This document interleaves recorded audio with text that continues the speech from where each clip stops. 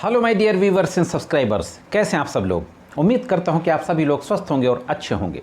मैं करीम अहमद सिद्दीकी एडवोकेट। दोस्तों, मैंने बहुत पहले एक वीडियो बनाया था 304B यानी डाउरी डेथ के अपराध के बारे में, इंडियन पेनल कोड की धारा 304B, और उसमें मैंने बताया था कि डाउरी डेथ के अपराध को कॉन्स्टिट्यूट होने के लिए कौन कौन से आवश्यक तत्व होते हैं। यह भी मैंने बताया था कि इंडियन एविडेंस एक्ट की एक धारा है 113B। 113B में प्रिजम्पशन है, कुछ कंडीशंस दी हुई हैं 304B आईपीसी में। अगर वो कंडीशंस फुलफिल होती हैं तो 113B इंडियन एविडेंस एक्ट के तहत ये प्रिज्यूम कर लिया जाएगा कि वो जो महिला की डेथ है वह डाउरी डेथ है। साथियों, उस वीडियो का लिंक मैं आई बटन में दे दूंगा, आप डिटेल में देखना चाहते हैं तो देख सकते हैं। आज मैं बात करने जा रहा हूं 304B के मामले में।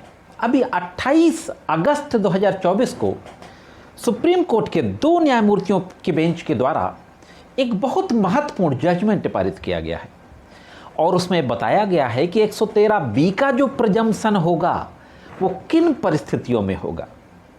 कोर्ट कब यह प्रिज्यूम करेगी कि यह डेथ जो है वो डाउरी डेथ है। और इस मामले में ट्रायल कोर्ट ने सजा कर दी थी सबको डाउरी डेथ के ऑफेंस में, लेकिन सुप्रीम कोर्ट ने डाउरी डेथ के ऑफेंस की सजा को सेट असाइड कर दिया। तो दोस्तों, बहुत महत्वपूर्ण जजमेंट है। अगर आपने अभी कोर्ट ज्वाइन की है, आपने अभी लॉ पास किया है, आप नए एडवोकेट हैं, तो आपको यह जानकारी जाननी चाहिए। और आप किस तरीके का कोई विवाद चल रहा है तो भी ये वीडियो में जो जानकारी दी जाएगी आपके ज़रूर काम आएगी। तो दोस्तों, जुड़े रहे आखिरी तक, देखते हैं कि पूरा मामला क्या था और फाइनली सुप्रीम कोर्ट के द्वारा क्या आदेश पारित किया गया। साथ ही उस मामले के फैक्ट कुछ इस तरीके के थे कि एक शादी होती है, 2003 में शादी होती है, 2004 में दाम्पत्य संबंधों के दौरान बच्चा हो जाता है और 2006 में महिला अपने ससुराल में किसी कारणवश सुसाइड कर लेती है, फांसी लगा करके। जिस वक्त वो सुसाइड करती है तो ना तो उसका पति घर में था और ना ही ससुराल के अन्य लोग घर में थे। किसी तरीके से आस पड़ोस के लोगों को जब पता चलता है तो वह लोग उसके ससुराल वालों को खबर करते हैं, उसके ससुराल वाले घर आते हैं और उसको तुरंत हॉस्पिटल ले जाते हैं, जहां पे उसको डेड डिक्लेयर कर दिया जाता है। इसके होने के बाद आगे उसका पोस्टमार्टम होता है, उसके मायके वालों को खबर मिलती है, फिर भाई के द्वारा 5 दिन बाद, उस मृतक महिला के भाई के द्वारा 5 दिन बाद उसके ससुराल वालों के खिलाफ एक FIR दर्ज करा दी जाती है। डाउरी की डिमांड करना, डाउरी की डिमांड को लेकर के फिजिकली और मेंटली टॉर्चर करने का आरोप लगाते हुए 498A 304B बटे 34 इंडियन पेनल कोड में FIR दर्ज करा दी जाती है। FIR दर्ज होने के बाद इन्वेस्टिगेशन होता है। इन्वेस्टिगेशन के बाद मामले में चार्जशीट आ जाती है। ट्रायल शुरू होता है। प्रोसिक्यूशन के द्वारा 16 विटनेसेस पेश किए जाते हैं ट्रायल कोर्ट में, 16 गवाह पेश किए जाते हैं। इन 16 गवाहों को पेश करने के बाद ट्रायल कोर्ट इस नतीजे पे पहुंचती है कि 304B का अपराध अभियोजन साबित करने में सफल रहा है और सजा कर देती है, जिसमें पति, सास, नंद, इन सब लोगों को सजा कर देती है। अब दोस्तों, ट्रायल कोर्ट के इस कन्विक्शन जजमेंट के खिलाफ हाई कोर्ट जाया जाता है। हाई कोर्ट के द्वारा उस सजा को कन्फर्म कर दिया जाता है।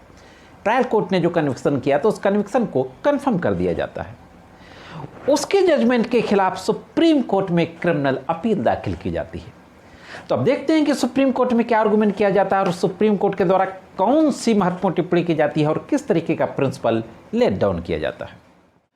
साथियों, जो मामला सुप्रीम कोर्ट पहुंचा था, इसका क्रिमिनल अपील नंबर 1556 बटे 2013 29/8/24 का जजमेंट है। केस की डिटेल, पार्टी नेम वगैरह सब आपकी स्क्रीन पर है। सुप्रीम कोर्ट के समक्ष आरोपियों के एडवोकेट के द्वारा आर्गुमेंट करते हुए एक महत्वपूर्ण बात कही जाती है कि उस महिला के मृत्यु के ठीक पहले किसी भी तरीके की डाउरी की डिमांड करना और टॉर्चर करने का किसी तरीके का कोई सबूत नहीं है। डाउरी की डिमांड, टॉर्चर, इन दोनों के बीच में कनेक्शन होना चाहिए और साथ ही साथ डेथ, इन सब के बीच में एक नेक्सस होना चाहिए। तो यह कहा जाता है कि डिमांड ऑफ डाउरी तो प्रूव हुई नहीं, और जहां पे डाउरी की डिमांड प्रूव नहीं हो पाती वहां पे 304B में कन्विक्शन नहीं किया जाएगा। अब साथियों, सुप्रीम कोर्ट के द्वारा दोनों पक्षों के वकीलों के आर्गुमेंट सुनने के बाद सुप्रीम कोर्ट के द्वारा महत्वपूर्ण जो 4-5 चीज़ें होती हैं 304B के अपराध के लिए, उन पे चर्चा की जाती है। और ये कहा जाता है कि जैसा कि मैंने पहले भी उस वीडियो में बताया था कि सबसे पहली जो जरूरी चीज़ है 304B के लिए कि महिला की मृत्यु जलने से या शारीरिक चोट के कारण या असमान परिस्थितियों में होनी चाहिए। या तो जलने से या शारीरिक चोट के कारण या असमान परिस्थितियों में होना चाहिए। दूसरी बात, ऐसी मृत्यु शादी के 7 साल के अंदर होना चाहिए। असामान्य परिस्थितियों से मतलब अननेचुरल डेथ से भी है। शादी के 7 साल के अंदर होना चाहिए, दूसरी बात।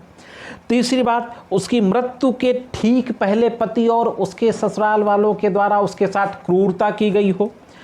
क्रूरता या उत्पीड़न का सीधा संबंध उसकी मृत्यु से होना चाहिए, मरने के ठीक पहले।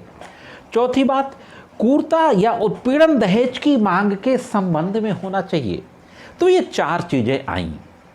सबसे पहली चीज़ अननेचुरल डेथ, दूसरी चीज़ death within 7 year from marriage, तीसरी चीज़ क्रूअलिटी सून बिफोर हर डेथ, मृत्यु से ठीक पहले क्रूरता, और चौथी चीज़ क्रूरता दहेज की मांग की वजह से होना चाहिए।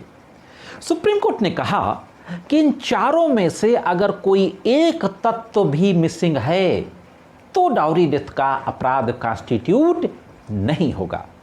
तो सुप्रीम कोर्ट के द्वारा एक महत्वपूर्ण लॉ का जिक्र किया जाता है, एक जजमेंट का। राजेंद्र सिंह बनाम स्टेट ऑफ पंजाब 2015 का मामला था। केस की डिटेल आपके स्क्रीन पर है। और यह कहा जाता है कि सुप्रीम कोर्ट पहले कह चुका है इस मामले में कि ये सारे एलिमेंट होना चाहिए। जब तक ये सारे एलिमेंट ना हो तब तक हम 113B इंडियन एविडेंस के तहत डाउरी डेथ प्रेज्यूम नहीं कर सकते हैं। इसी के साथ साथ साथियों, कोर्ट ने कहा कि दहेज की मांग के संबंध में उन्होंने केवल कुछ समान कथन किए जो अपीलकर्ताओं को आईपीसी की धारा 304B के तहत दोषी ठहराने के लिए पर्याप्त नहीं है। जनरल एलिगेशंस, कोई स्पेसिफिक एलिगेशंस डाउरी रिमांड के संबंध में नहीं थे। न्यायालय ने कहा कि ट्रायल कोर्ट और हाई कोर्ट दोनों लोगों ने इंडियन एविडेंस एक्ट की धारा जो 113B है प्रिज्यूम करने की कि डाउरी डेथ होगी, वो प्रिज्यूम करने में, ये उपधारणा करने में त्रुटि कारित की है। कोर्ट और महत्वपूर्ण स्टेटमेंट देती है, अपने जजमेंट का पार्ट है ये जो मैं बताने जा रहा हूं कि ट्रायल कोर्ट ने साक्ष्य अधिनियम की धारा 113B के तहत अपीलकर्ताओं को आईपीसी की धारा 304B के तहत दोषी ठहराने के लिए जो धारणा बनाई, हाई कोर्ट ने इस प्रश्न पर विचार नहीं किया। मतलब सुप्रीम कोर्ट ने कहा कि ट्रायल कोर्ट ने जो प्रिज्यूम किया 113B के तहत कि डाउरी डेथ है, इस प्रजम्पशन को हाई कोर्ट ने कायदे से कंसीडर नहीं किया कि ट्रायल कोर्ट का प्रजम्पशन लीगल था या लीगल नहीं था। कानून की कसौटी पर वो प्रिजम्पशन खरा उतर रहा था कि नहीं उतर रहा था, हाई कोर्ट ने इस बात पर गौर नहीं किया। और इस तरीके से दोनों अदालतों ने त्रुटि की है। न्यायालय ने कहा कि विवाह के 7 वर्ष के भीतर वैवाहिक घर में मृतक की अप्राकृतिक मृत्यु से मात्र 304B नहीं हो जाती है कि ससुराल में अननेचुरल डेथ हो गई, 7 साल के अंदर हो गई तो 304B हो जाए, ये जरूरी नहीं है। उसके लिए डाउरी की डिमांड होना जरूरी है और मृत्यु से ठीक पहले जरूरी है। फाइनली दोस्तों, सुप्रीम कोर्ट ने कहा कि आईपीसी की धारा 304B के लिए जरूरी है कि दहेज की मांग होनी चाहिए।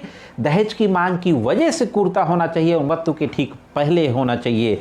जो 304B में सजा हुई थी उनमें से ननंद को, सास को, इन सब की सजा खारिज कर दी, सेट असाइड कर दिया और एक्विटल कर दिया। दोस्तों, जहां तक हस्बैंड का सवाल था तो हस्बैंड के खिलाफ भी 304B की सजा सेट असाइड कर दी। लेकिन सुप्रीम कोर्ट ने कहा कि यह मामला दहेज हत्या का नहीं है बल्कि आत्महत्या के लिए उकसाने का मामला है।